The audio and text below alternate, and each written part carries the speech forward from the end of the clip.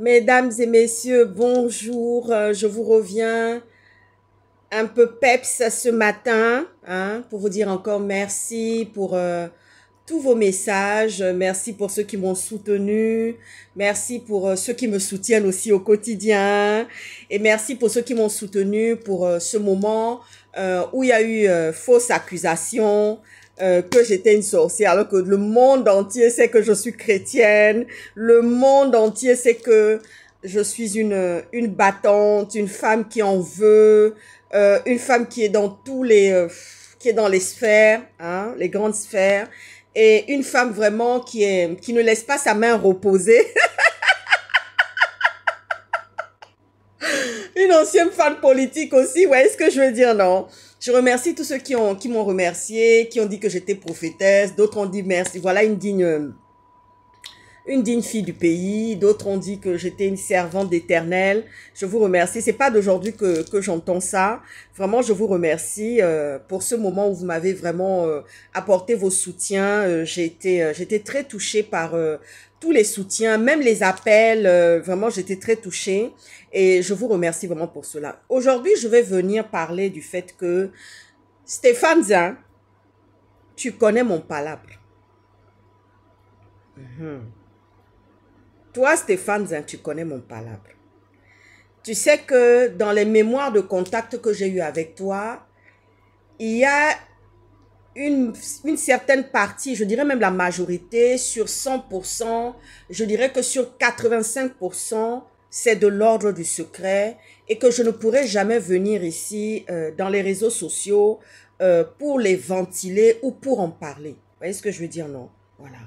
Et je réponds aussi au passage, hein, j'ouvre une petite parenthèse, pour dire aussi au passage à ceux qui ont dit « elle est familière à la politique ». Non, je suis une ancienne femme politique, j'ai exercé des mandats, donc je ne peux pas me permettre, c'est pas une question de familiarisation à la politique, je fais de la politique, j'ai toujours fait de la politique, je suis influenceuse politique, je suis aussi activiste politique, voilà. Donc c'est pour dire que je reviens sur mon premier propos où je parlais de Stéphane Zin en lui disant ceci, que oui, tu sais très bien que sur 100% de ses mémoires de contact, il y a 85% qui sont de l'ordre du secret que je ne pourrais jamais venir ici ventiler devant les réseaux sociaux. Vous voyez ce que je veux dire, non? Ça fait partie aussi de mes mémoires, donc je les garde jalousement et bien au secret et à l'abri du regard de certaines personnes. Et des personnes surtout indésirables. Donc, je te réponds encore, Stéphane Zin, tu connais mon palabre. Tu sais que moi, on ne me fait pas injustice. Tu le sais. Tu sais que quand je sors pour dire quelque chose, c'est ça même qui vient s'accomplir. Vous voyez ce que je veux dire, non? Oui, c'est ça qui vient même tomber encore devant nos yeux ici. Le professeur Ondosa vient de faire une interview et répondre aux questions des intervieweurs sur la question de l'économie et sur la question des rentes. Tu vois ce que je veux dire, non? Stéphane, je m'adresse à toi. Cette vidéo, elle est précisément pour toi. C'est pour te répondre. C'est un podcast pour te répondre. Tu vois ce que je veux dire, non? Donc, le professeur Ondosa vient de répondre, vient de confirmer un propos que j'avais eu dans une vidéo quand j'étais en Iran. Cette vidéo-là, je l'ai faite en Iran, j'étais en Iran. Et dans cette vidéo, je parlais de l'arrivée de la bête. Vous voyez ce que je veux dire, non? Oui, je parlais de l'arrivée de la bête. Et je disais ainsi, c'était encore prémonitoire, je disais ainsi, je connais le nom, mais je ne vais pas vous donner le nom de cette bête qui est en train d'arriver au pouvoir. Ok. Ensuite, monsieur le professeur Ondosa, dans son interview là devant les réseaux sociaux et médiatiques, en tous les cas, il a répondu notamment, il a répondu à la question des Gabonais, enfin la question de ceux qui l'ont interviewé sur ce plateau, en leur disant qu'est-ce qui va se passer. Qu'est-ce qui va se passer? Et il répondait ainsi à ses intervieweurs en leur disant, allez-y demander, poser des questions aux putschistes. Vous voyez ce que je veux dire, non? Voilà. allez-y poser la question au putschiste en chef du Gabon. Il est venu confirmer un propos que j'avais eu dans ma vidéo où j'étais en Iran, où je connaissais le nom de la bête et où d'abord je parlais de l'arrivée de la bête et où je connaissais le nom de cette bête. Vous voyez ce que je veux dire, non? Il a parlé, moi j'avais dit comme ça que les Gabonais ne produisent pas de la richesse. Il est venu confirmer la même chose dans son interview. Vous voyez ce que je veux dire, non? Oui. J'avais dit dans cette vidéo-là, où j'étais en Iran, en voyage, que les Gabonais ne produisaient pas de la richesse, vous voyez ce que je veux dire, et qu'il n'y avait que de la richesse intellectuelle. Et je disais que ce n'était pas suffisant. Qu'est-ce qui est arrivé aujourd'hui? Il y a eu l'affaire des Béninois qui est sortie. Il y a eu l'affaire des Béninois que nous avons connue, une semaine en tension. Vous voyez ce que je veux dire, non? Une semaine en tension avec les vendeuses de piments et de poissons fumés qui sont des Béninoises. Et nous avons eu une semaine en tension sur le plan diplomatique avec le Bénin concernant justement la ressource professionnelle des commerçantes gabonaises qui devaient s'y produire et s'illustrer dans les marchés. Vous voyez ce que je veux dire, non? Oui, cette vidéo-là, elle date de plus de 10 mois. Vous voyez ce que je veux dire? Comme toujours, quand je sors mes paroles, elles sont prémonitoires. Donc, dans cette vidéo, j'avais dit que les Gabonais ne produisaient pas suffisamment de richesse. Vous voyez ce que je veux dire? Les Gabonais ne produisaient pas de la richesse sur le plan manuel. Vous voyez ce que je veux dire, non? Et sur le plan commercial. Qu'il n'y avait que de la richesse intellectuelle. Et quand je regarde un peu les vidéos du moment, les lives du moment, les gens viennent confirmer les dires que j'avais apportés il y a plus de 10 mois. Vous voyez ce que je veux dire, non? Il y a plus de 10 mois, quand j'étais en Iran, où je faisais cette vidéo-là. Le professeur Ondossa vient encore de confirmer cela en disant que oui, les Gabonais ne produisent pas de la richesse. Vous voyez ce que je veux dire, non? On a parlé aussi, moi j'avais parlé d'économie de rente. J'avais parlé d'économie de rente. Pour ceux qui ne sont pas des intellectuels, l'économie de rente, c'est une économie de cueillette. Parce qu'il n'y a pas vraiment d'économie de rente. J'avais parlé de ça.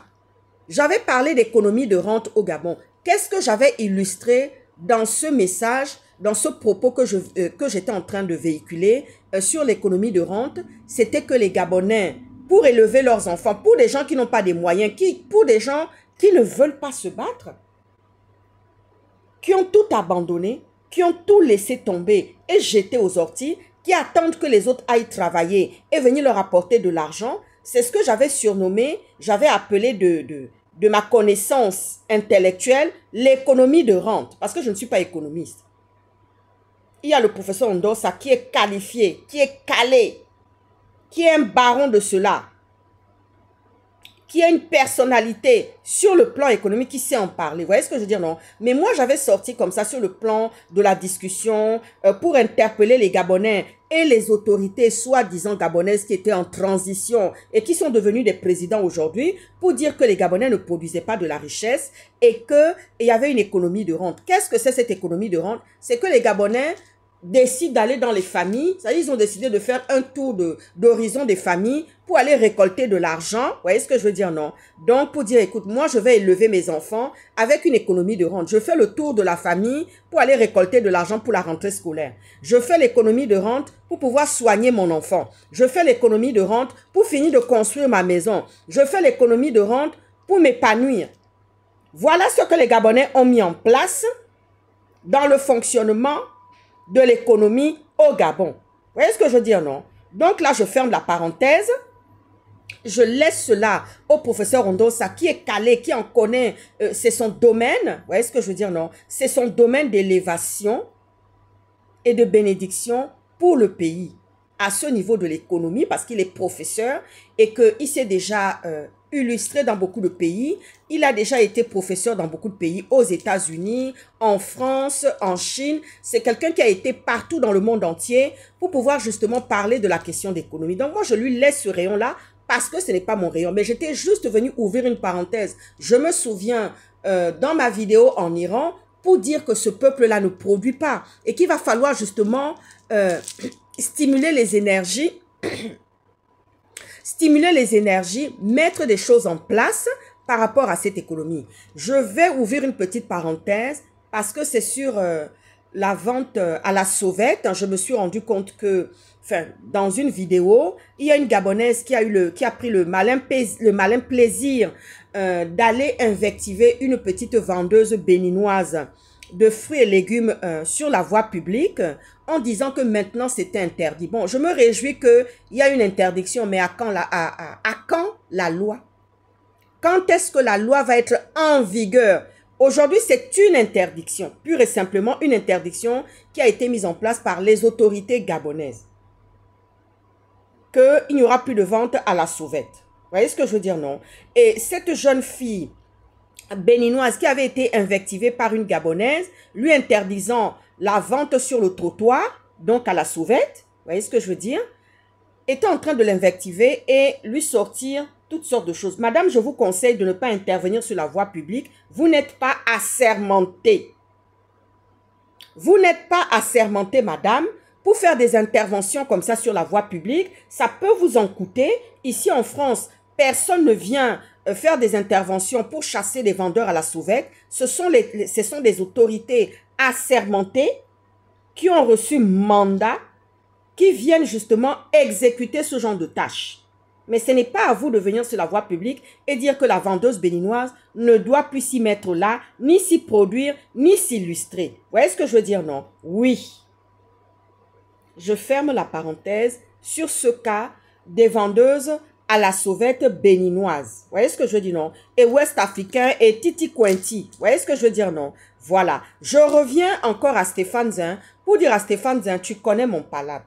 Tu sais que quand moi je sors pour réclamer quelque chose là, vous voyez ce que je veux dire, non? Non seulement je sors sur le plan spirituel, mais je sors aussi sur le plan physique. Vous voyez ce que je dis, non? J'ai commencé par le plan spirituel parce que Dieu d'abord, et puis c'est Dieu qui m'a créé. C'est Dieu qui est passé par mes parents pour me mettre au monde. Tu vois ce que je dis, non, Stéphane? Toi, tu sais ça. Parce que toi-même aussi, tu es croyant, tu es chrétien et tu rentres aussi dans une église. Vous voyez ce que je veux dire, non? Oui, on se connaît. On se connaît des talents.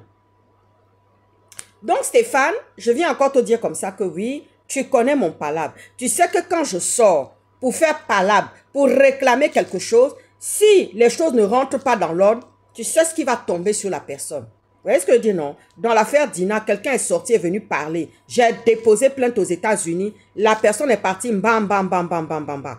Tu sais, quand je suis sortie aussi pour aller à la CPI, tu sais aussi ce qui s'est passé. Tu vois ce que je veux dire, non? Voilà. Maintenant, je viens te parler de la problématique de Kelly Ondo. Il y a des gens qui sont venus pour faire leur piment dans ma bouche concernant la question de Kelly Ondo. Moi, j'avais dit comme ça, prudence et sagesse. Vous voyez ce que je veux dire, non? Oui. Parce que Kelly Ondo est briefée. La famille de Kelly Ondo est briefée aussi.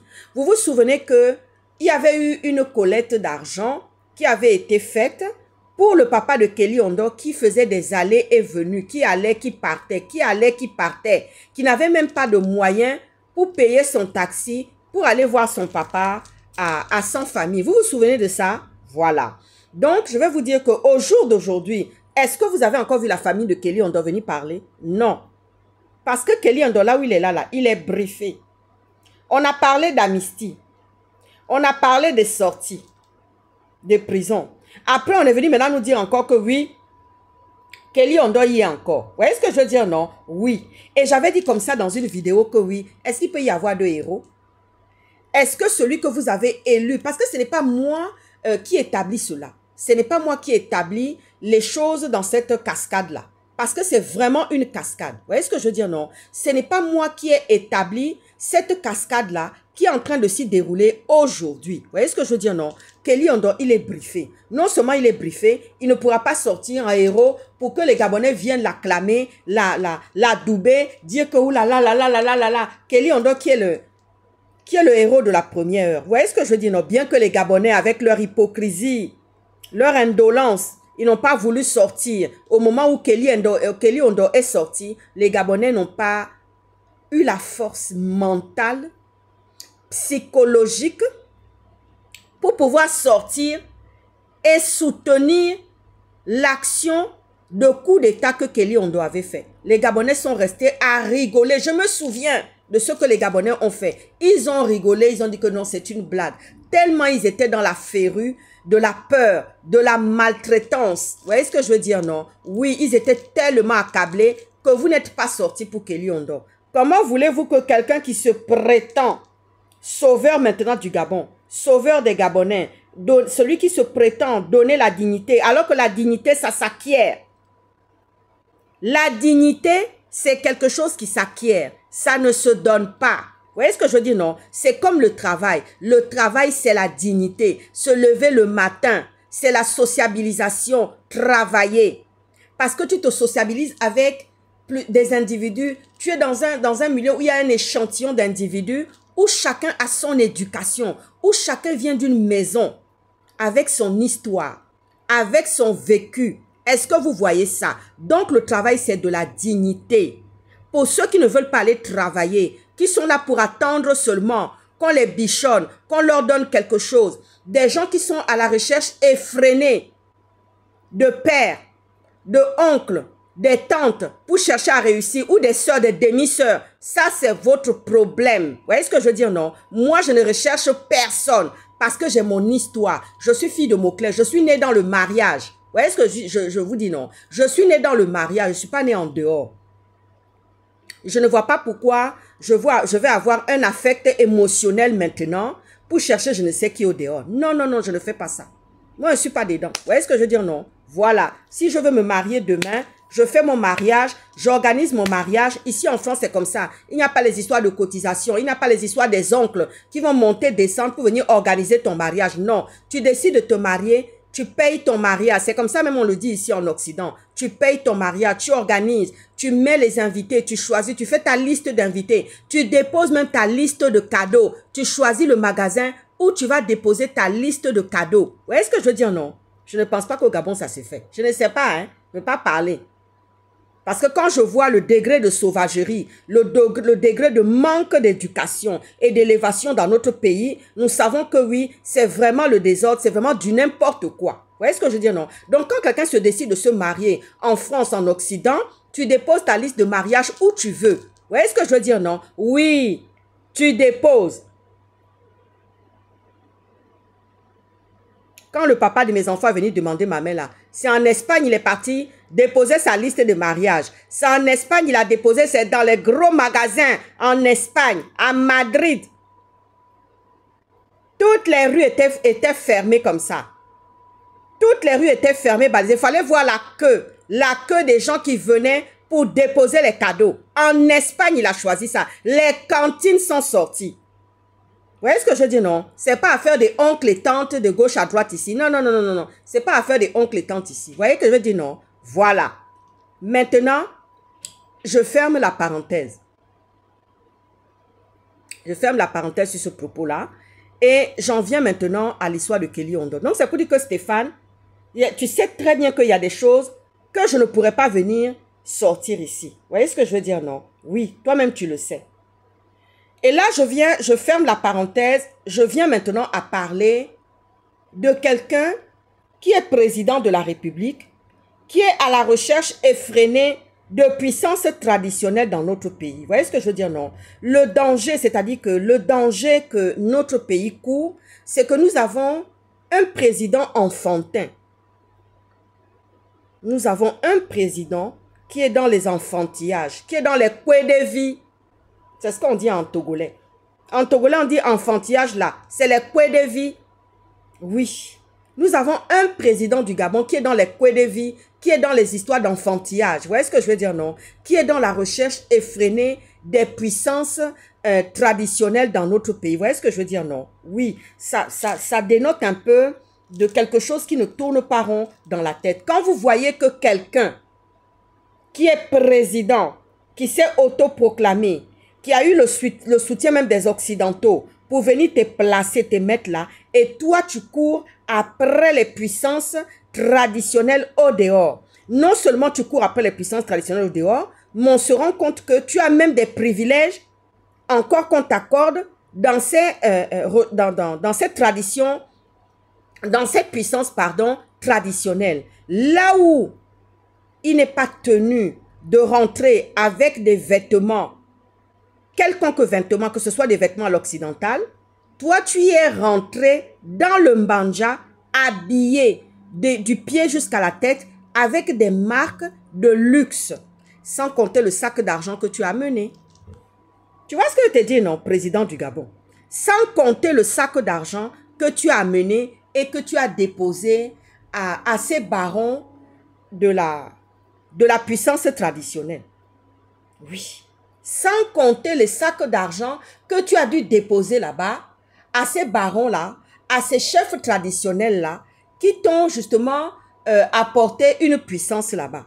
Mais tu as eu le culot, on t'a laissé, on t'a encore accordé un privilège. Là où il est dit que dans ces rites traditionnels, on n'est jamais vêtu. On ne rentre pas dans le Mbanja vêtu pour ces danses traditionnelles, pour ces puissances traditionnelles que tu es parti chercher. Toi, tu y es rentré habillé à l'occidental. Depuis la tête jusqu'aux pieds, il n'y avait que des marques sur toi. Ah oui, il n'y avait que des marques sur toi. Sans compter le parfum que tu t'es, sans compter les onguents et le parfum que tu t'es projeté sur toi. Donc, tu es rentré avec tout ça. Tu as eu encore des privilèges, des doubles privilèges. En rentrant dans le Mbanja, tu as eu un double privilège pour aller rentrer là-bas avec les vêtements à l'occidental. Choses qui ne se font pas. Choses qui ne se font pas. Vous voyez ce que je veux dire, non? Voilà la situation du Gabon. Et je tiens aussi à dire à Mister Le Phénix que je suis tout à fait d'accord avec toi quand tu disais que oui, les Gabonais ont vraiment besoin d'aller voir un psychologue. Parce que tu sais, j'ai eu des confrères, nous en avons discuté avec des confrères pour dire que non, il y a quelque chose, ce sont des gens qui ne sont pas bien. Je l'ai toujours entendu, c'est pas d'aujourd'hui. J'ai toujours entendu que les Gabonais avaient un problème psychologique.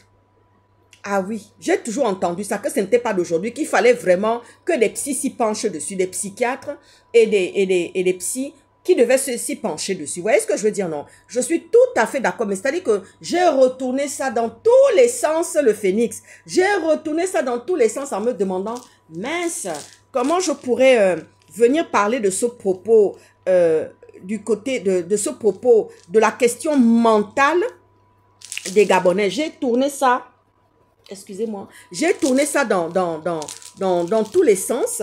J'ai vraiment tourné ça dans tous les sens en me posant la question, comment est-ce que j'allais pouvoir... Et là, quand j'ai vu comment est-ce que tu as déposé ça dans ton live, j'ai dit waouh! Et là, mes équipes m'ont dit comme ça, ben écoute, tu profites de cette opportunité-là pour pouvoir toi aussi en parler justement dans ta vidéo sur la question du psychique et du mental des Gabonais. C'est qu'il y a vraiment quelque chose qui ne tourne pas rond. Je tiens à remercier aussi mes équipes qui m'accompagnent sur la question du dressing aussi, hein, qui me font des propositions sur le choix. Ben, moi-même, je sais mettre en harmonie les couleurs, les tendances, ce qui va, ce qui ne va pas aller. Mais je remercie aussi mon habilleuse qui me conseille, qui me dit, ouais, tu peux mettre ça, essaye ceci, essaye cela. Je tiens vraiment à remercier toute cette équipe qui est là, qui est formidable, qui m'accompagne, qui me soutient et qui me donne toute cette liberté de faire vraiment ce que je fais. J'ai beaucoup aimé le choix le conseil de cette robe que je porte aujourd'hui. Merci vraiment à mon habilleuse qui me conseille énormément. C'est du temps, vous voyez que c'est du temps parce qu'il faut aller en boutique, il faut essayer, il faut mettre les choses en harmonie, vous voyez ce que je veux dire. Et il faut vraiment les mettre en cube, comme j'aime si bien le dire. Et je remercie beaucoup toutes ces personnes qui sont autour de moi, qui me conseillent et qui me disent de porter ces belles robes. Et j'en viens, je ferme la parenthèse, et j'en viens à ceux qui vont faire le voyage, qui vont faire leur baptême de voyage pour le mariage en avion avec moi.